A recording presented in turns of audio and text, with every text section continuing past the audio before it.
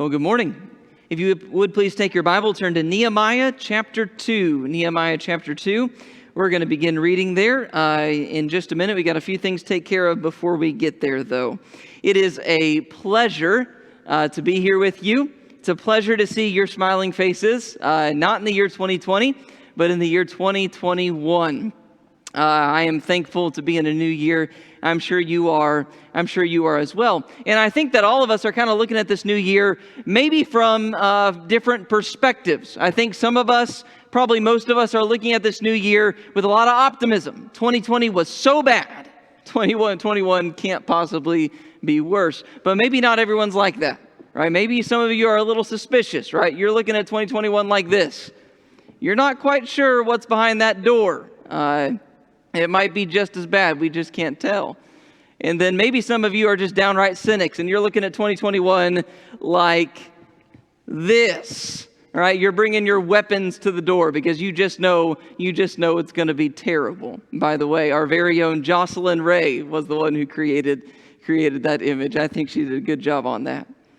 Regardless of how you're looking at this new year, whether with optimism or cynicism or suspicion, I think there's a message in the book of Ecclesiastes that's fitting that we ought to remember, where Solomon said, "For I have taken all this to my heart and explained it, that righteous men, wise men, and their deeds are in the hand of God.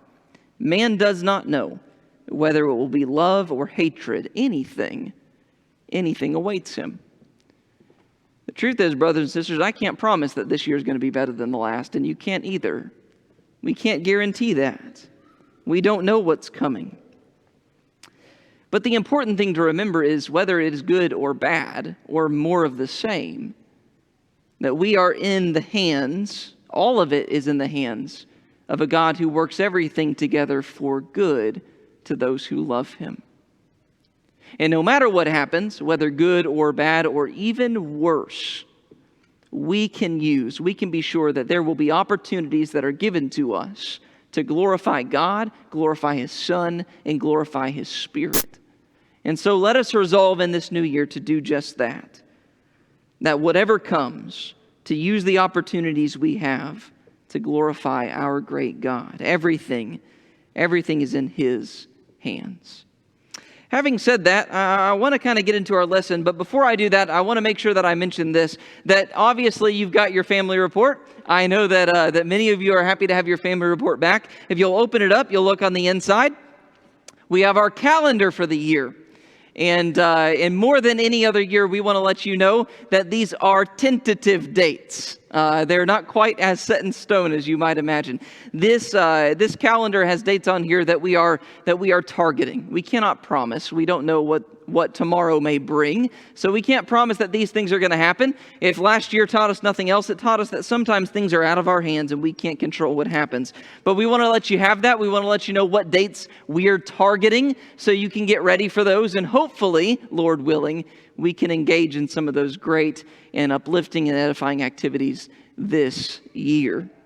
By the way, if you really want a good laugh, then you need to go online, go to the sermon I preached last year on the first Sunday, and listen about the first 5 minutes where I talk about the calendar and talk about all the things that we're definitely going to do this year, and it'll have you rolling. It certainly did me when I listened to it. So go ahead and do that if you need a laugh. With all that being said, let us consider the book of Nehemiah. Nehemiah chapter 2. You know that every Sunday is special, but this Sunday is extra special because on these Sundays, we get to introduce our new theme for the year. And so this year, we're introducing our new theme. This Sunday, it is my privilege and my pleasure to introduce to you our new preaching theme for the year 2021. We're calling it Rise and Build. And it will be centered on the story of a man named Nehemiah. Now, as we introduce this new theme, I think it's important for us to get a little history covered. Just a tiny bit of background is going to be important for us to appreciate the story of Nehemiah. We need to understand how we got to where we got when his story begins if we're going to truly appreciate what he does. And so let's cover a little background. You need to know, if you're going to appreciate Nehemiah, that in the year 600 BC, the people in the land of Judah were attacked multiple times by the Babylonian Empire.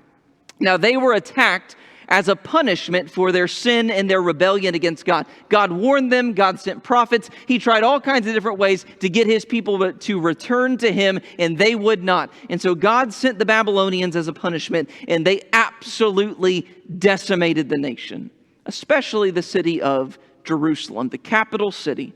They tore down the walls. They burned the gates with fire. They destroyed people's homes.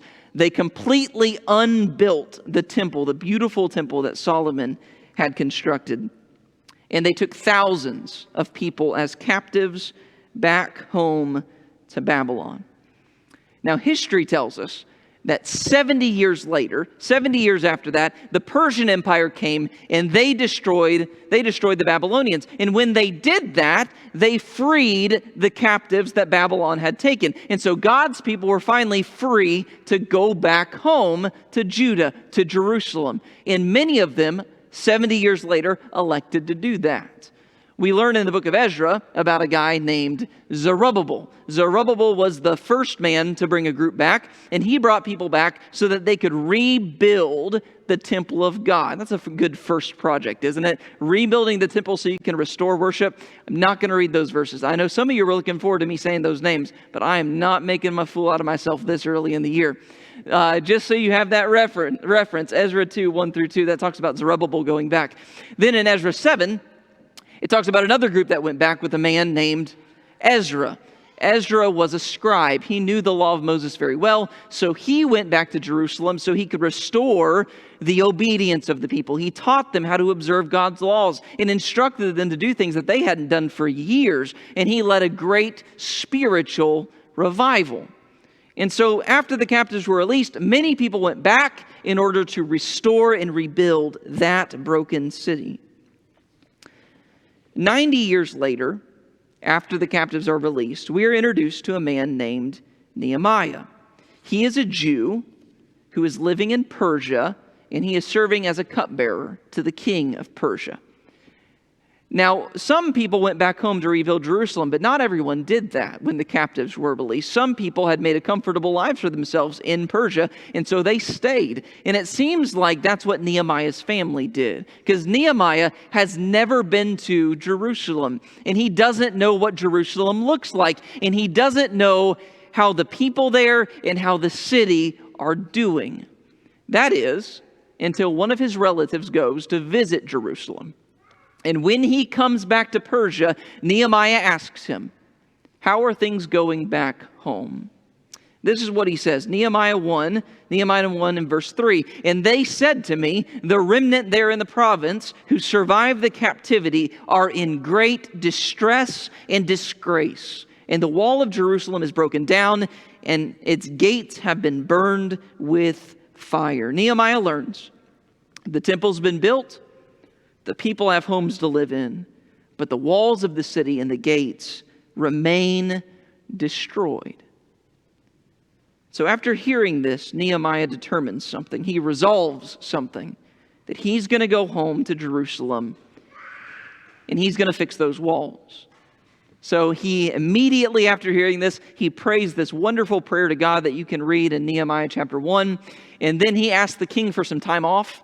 And then he saddles up his horse and he heads to Jerusalem. Let's pick up the reading there. Pick up the story there in Nehemiah chapter 2. I got there early, I'm sorry. In Nehemiah chapter 2, start reading with me in verse 11. Nehemiah 2, verse 11. Nehemiah left Persia, and then verse 11, "So I came to Jerusalem, and I was there 3 days. And I arose in the night, I and a few men with me. I did not tell anyone what my God was putting into my mind to do for Jerusalem. And there was no animal with me except the animal on which I was riding. So I went out at night by the valley gate in the direction of the Dragon's Well, and onto the refuse gate, inspecting the walls of Jerusalem, which were broken down, and its gates, which were consumed by fire.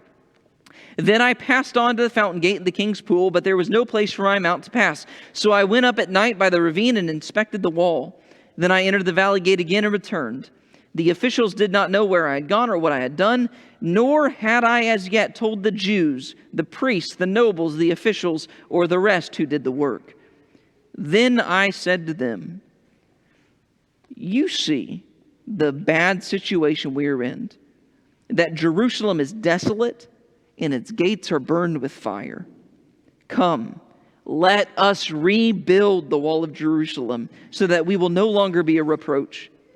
I told them how the hand of my God had been favorable to me, and also about the king's words which he had spoken to me. Then they said, let us arise and build.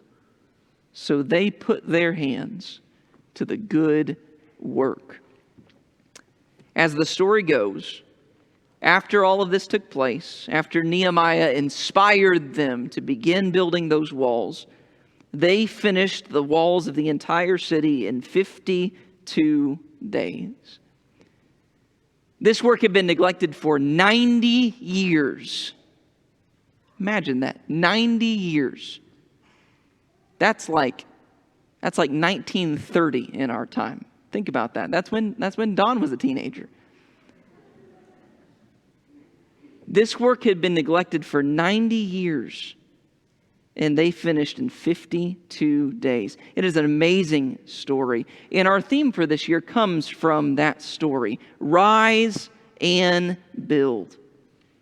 And that theme has been picked because, honestly, there are some similarities between our current situation and the situation Nehemiah found himself in. Can we talk about those? A few of the similarities between where we are and where he was. I want you to consider this, that like Nehemiah, we all have something to build. Like Nehemiah, we all have something to build. When he got to Jerusalem, the walls had been crushed, the gates had been burned with fire, and that's something that just couldn't stand. The city was not finished. It wasn't a finished product. It wasn't safe. It wasn't secure being in the condition it was. Those walls needed to be built. There was some work to do. It had to be done. And the same is true for us. Brothers and sisters, we all have something to build. And no, I don't mean that we need to build physical things. We don't need a new classroom wing. We don't need a bigger auditorium. We all have much more important spiritual building to be doing in our lives. We have personal building to do. None of us are yet who we ought to be. You are not who you ought to be yet. And by this time next year, you should know that God expects you as a person, every single one of us here individually, God expects all of us to look a little bit more like Christ than we do now. There's building that needs to be done for every single one of us, whether you've been doing this for 30 seconds or whether you've been doing this for 30 years. And not only do we have personal building to do, but we have building to do in our homes. Our homes can be better than they are. And that doesn't mean that they're bad, but they can be better. We can love one another better. We can treat one another better. We can use our little family unit better, in better ways to glorify God than we already are. And we have building to do in this church family. I love our family. I am very proud of our family. In fact, I've said multiple times that somebody will ask me from in some other place, in some other part of the country, they'll say, well, how have things been this year? And I'll be honest with you, it has been a hard year, but I can't imagine doing this year with any other church family than my church family. I have loved being here with you guys. And it's been a blessing to do something so difficult with a family that's so great. But even still, this family isn't what it ought to be yet. There is room to grow. There's building to do. Like Nehemiah, we have something to build. We can be better than we are. And I think I should add this, that maybe we're even a little bit more like Nehemiah than that. Maybe we not only have things to build, maybe we have some things that need to be rebuilt. Maybe 2020 created some messes, and those messes need to be cleaned up. Maybe 2020 created a mess in your personal life.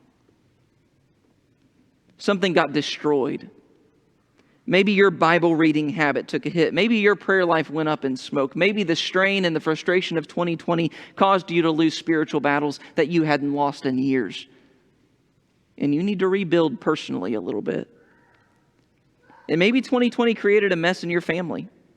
You know, I know that there are some families that that have gone closer and grown closer throughout all of this, right? All the working at home and being together so much has actually caused you to bond tighter, and your family's doing better than it's ever done before. But I think also the same might be true of other people, that the strain of this year has actually caused our families to be hurt a little bit.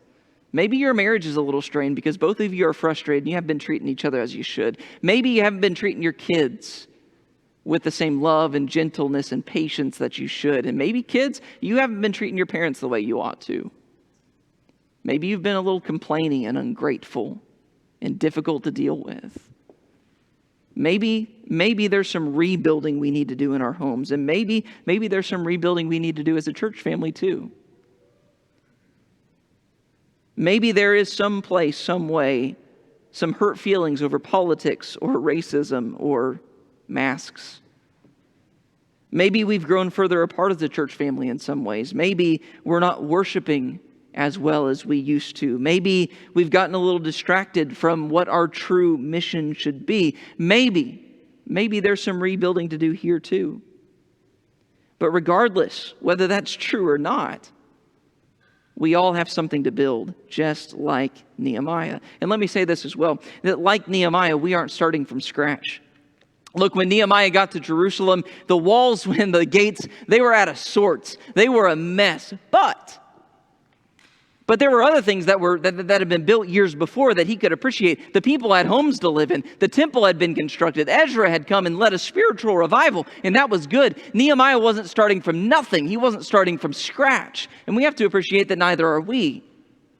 You know, we have been Christians, many of us have been Christians for years and years and years, and each of those years we have been making progress. We've gotten better and better and better and better, and now we don't start from scratch. We get to build on the progress that we've made through the years, and that is a joy and that is a blessing.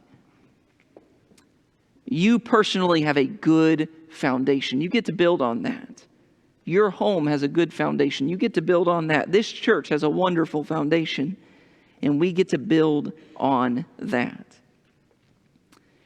I also think it's important to note that we need to recognize we're not going to finish this job in a year. You know, you look at Nehemiah, you go back all the way through the history that we went through. Zerubbabel did not finish the job. And Ezra did not finish the job. And ultimately, Nehemiah may have kind of completed the city, but Nehemiah didn't finish the job, right? The job was finished when Jesus came and he brought his kingdom into being, right? He took on the next project. And I think we have to appreciate that too. We're not starting from scratch, but we're not going to be a finished product by the end of this year. And sometimes we can look at the standard, we can look at the long spiritual journey that we have ahead of us and all the ways that we need to grow and all the ways that we need to get better. And we can get overwhelmed by all of that. There's a lot of progress that I need to make before I look like Jesus. Don't be overwhelmed by that. What we need to do this year, if we want to make progress, we need to focus like Nehemiah did. We need to focus on the next job. What is the next job? We're not starting from scratch. We're not going to be done this year, but we can do the next job in our lives and our families in this church. Let me say this thirdly. Like Nehemiah, our work cannot go undone. Jerusalem needed walls. It was not enough that the homes were built. It was not enough that the temple was built. The city wasn't truly complete. It wasn't truly safe and guarded and secure until it had walls. And the truth is, brothers and sisters, we may have come a long way in our walk with God. We've got great people here, people who are so much like Christ. It is amazing to me, but none of us can be content with where we are, no matter how good or how much progress we've made. Our work cannot go undone. Christ expects us to continue to press on to become more like Him. That's what we're told in Ephesians chapter 4 and verse 13, that we are to grow and we are to build, and the church is supposed to edify us and teach us until we have attained to the measure of the stature of the fullness of Christ. That's when we can stop growing. Our work cannot go undone. So let us rise and let us build. Now, Nehemiah's story is one of great success, and if we learn the lessons that he teaches us, then we will rise and we will build and we will find great success. So let us rise and build. Now, as we do every year, what I want to do right now, I want to show you how our quarters are going to break down, because we're going to divide our theme up into the 4 quarters of the year. So in our first quarter, our theme is going to be called, our sub-theme is going to be called, Let Us Rise Up. And in this quarter, what we want to talk about is getting started. You know, it is not easy. It is not easy to begin a project. It is not easy to rise up and start something, especially when you've got all the holiday weight on, okay? It's not easy to start a project. And that's why the building of this wall, it was neglected for 90 years because it's hard to start a project. So in this quarter of the year, this first quarter of the year, we want to talk about getting started. How do we rise up? How do we get started on this progress? And I think Nehemiah's story teaches us at least 3 things. I want to mention those to you really quickly. 3 things are important to starting a project. And the first one is that we've got to make a plan. Progress does not spontaneously happen without any planning or effort or thought. Progress happens because we have a plan and we work to see that plan through. You remember what we read in Nehemiah chapter 2? Before Nehemiah told anybody that he was intending to build the walls, what did he do? He went out at night under the cover of darkness, and he inspected everything. He looked at the walls. He looked at the gates. He looked at the dragon's well, whatever that is. Sounds pretty cool. He looked at everything. He made a plan. He inspected the damage. We need to do the same thing. If we are going to grow, we need a plan. We need to inspect ourselves. We need to look in the mirror. We need to say, what way am I not like Christ? What ways am I not like Christ? And we need to formulate a plan and carry that out. Secondly, he shows us that we got to clear out the debris. We got to clear out the bad stuff in our life that's holding us back. Like Jesus talks about in the parable of the sower, right? When he talks about the thorny soil, sometimes we can have things in our lives that choke the word, right? That don't necessarily kill us. They don't necessarily keep us from coming to church on Sunday, but there are things in our lives that hold us back from producing the way that we could produce if we were truly devoted to God with our whole heart. We got to clear out the thorns. We got to take away the debris that's in the way of our progress. And thirdly, we need people to inspire us and guide us in that work. And I want us to particularly think about that third thing, those who inspire us and guide us in that work. In the church, God has set up an office, the office of shepherd, for that particular purpose, so that here as a church family, we will have people who can guide us and inspire us in our progress, in our building project. And I don't know about you, but I really, really appreciate the work that our shepherds, our elders have done this year. Can I get an amen on that? It has not been an easy year to be a leader, and I appreciate all the work that they've done. Now, it's also time for us as a church family to think about adding additional shepherds to our number. And so in this first quarter of the year, that's what we're going to try to do. Lord willing, we are going to try to install some more elders this quarter. That's going to begin next week. Don's going to be preaching on the 10th and the 17th. He's going to be doing both sermons.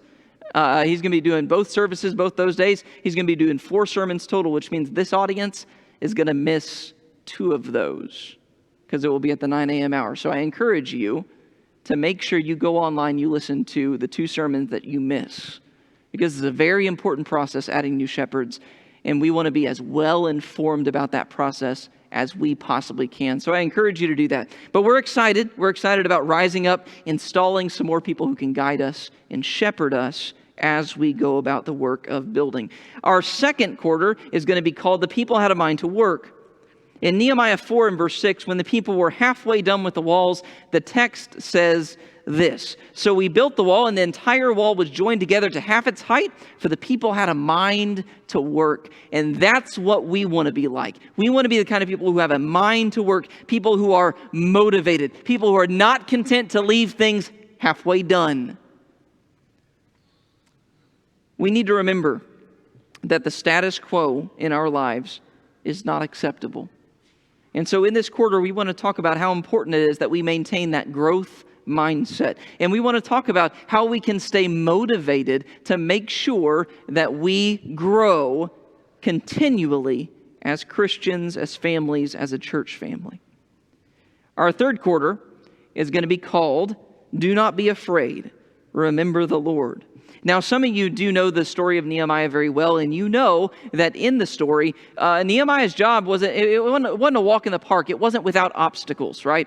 This job was not only difficult and hard and stressful, this job was also very dangerous. At one point in the story, it tells you that as they're working on the wall, they got a hammer in one hand, they got a sword in another hand, okay? They're working hard, and it's very dangerous because there are some people who don't want this wall built. But they remembered, and they remembered that the good hand of God was with them, and so they finished their work despite their fear. And that's what we seek to remind us of in this third quarter. We're going to talk about how as we attempt to grow, as we attempt to do better, there are going to be some obstacles that crop up and try to halt our progress. There are going to be some things that are hard and difficult, and yes, some things that will make you scared to death as you try to become a better Christian. But we need to remember that we should not fear, because the good hand of our God is with us too. That's what we'll talk about in our third quarter. In our fourth quarter, we're going to talk about how the joy of Jerusalem was heard far off. After the walls were completed, the people in Jerusalem had a wall dedication ceremony, which is really cool. And so the Bible tells us in Nehemiah 12 and verse 43, and on that day they offered great sacrifices and rejoiced because God had given them great joy. And the women and the children rejoiced as well, so that the joy of Jerusalem was heard from far away. Their progress and their joy over their progress was known even to those who were far away from the city. As children of God, we want our progress to make a difference in the lives of others.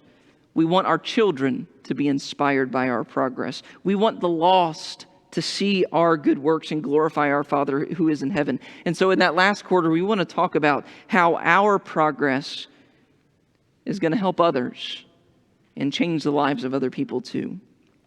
I hope, brothers and sisters, that you're excited for this new year. I certainly am.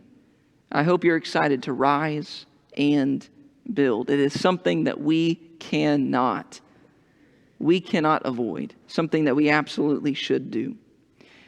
Now, as we close here, there is one truth. There is one truth that I want to very quickly impress upon your heart. We need to remember, as we think about rising and building and becoming better and growing, we need to remember that building is impossible without the help of God.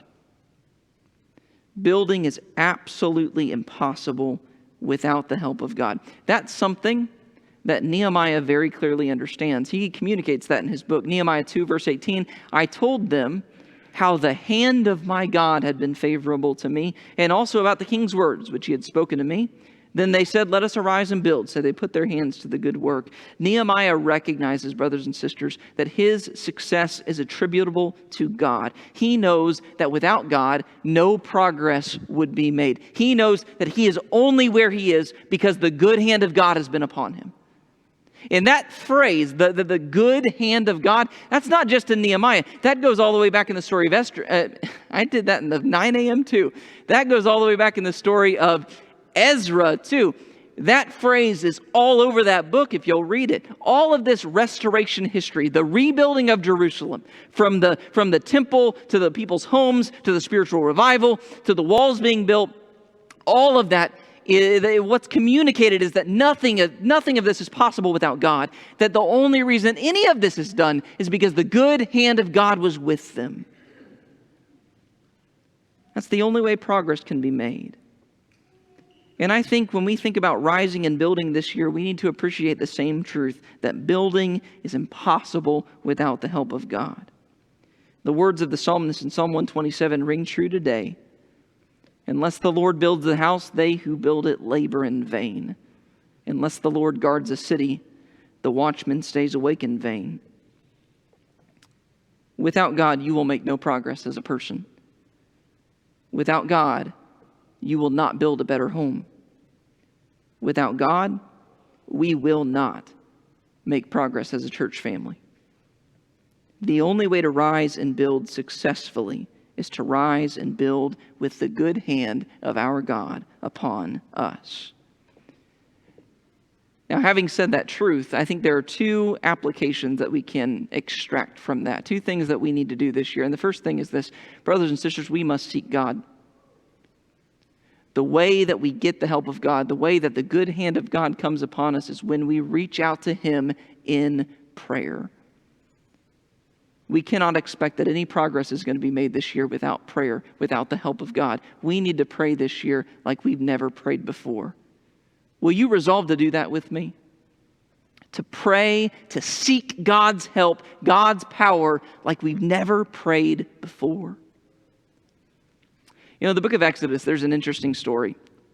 A story that I remember hearing as a kid that was really cool, that I never realized the spiritual implications of it until just a few months ago. But there's a story in the book of Exodus about how the Israelites, they're coming out of Egypt, and in the wilderness they encounter this this opposing force. There's somebody who gets into a battle with them. And the way the story goes is Moses goes up on a hill, and the Lord tells him that if he holds his staff in the air, they will find success. But as soon as he lowers his hands, they begin to lose the battle. And I always thought that was interesting. Like, just raising a staff in the air or lowering a staff, that's going to make the difference in an entire battle that's playing out before them. But that story is meant to communicate something, brothers and sisters. That the only way we find success is when we reach out to God and we invite His power into our lives. Prayer is how we invite the power of God into our work, into our lives, into our homes. We must seek God this year. Let us pray like we've never prayed before. Let's invite the power of God into our lives. Let me say this secondly, that we need to appreciate that we get no credit, we get no glory for whatever is built. Don't you ever look in the mirror at all the progress you've made as a person and say, look what I did.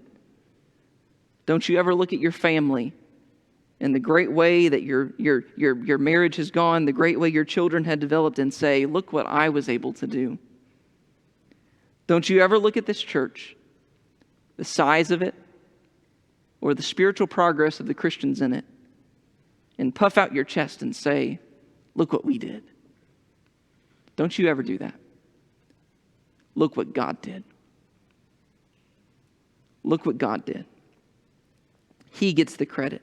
He gets the glory for whatever we build this year, whatever we have built in the past, whatever we are going to build in the future. And so let us remember those two things as we rise and as we build this year. And let us remember that the same is true when it comes to our salvation. Those same two things are true when it comes to our salvation, that we must seek God.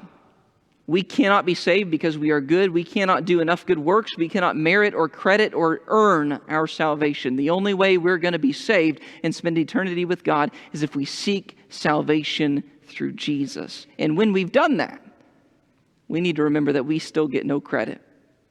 We still get no credit for what's built, for the new life that we have. All the credit goes to God and His Son and His Spirit who made our salvation possible.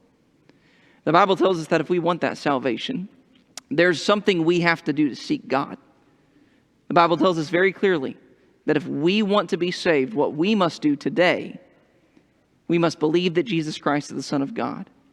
We must repent of the sins we've committed that caused Him to go to the cross. We must confess our belief before men.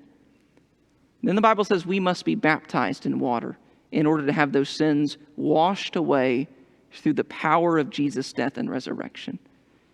As Peter writes in 1 Peter 3:21, baptism now saves you. Not the removal of dirt from the flesh, but an appeal to God for a good conscience through the resurrection of Jesus Christ. Baptism now saves you.